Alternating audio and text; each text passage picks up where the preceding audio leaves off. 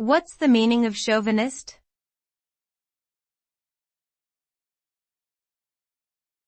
Chauvinist.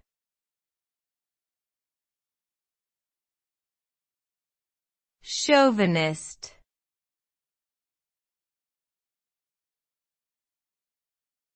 Chauvinist.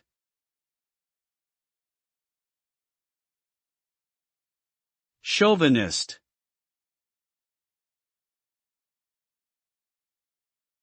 The term chauvinist typically refers to someone who has an overly aggressive or exaggerated belief in the superiority of their own group or gender. It can also refer to someone who is prejudiced against other groups or genders. Such attitudes can result in the mistreatment and discrimination of others, and can contribute to systemic inequality and prejudice. It is important for individuals and society as a whole to actively work towards recognizing and combating chauvinistic attitudes and behaviors in order to promote equality and respect for all individuals.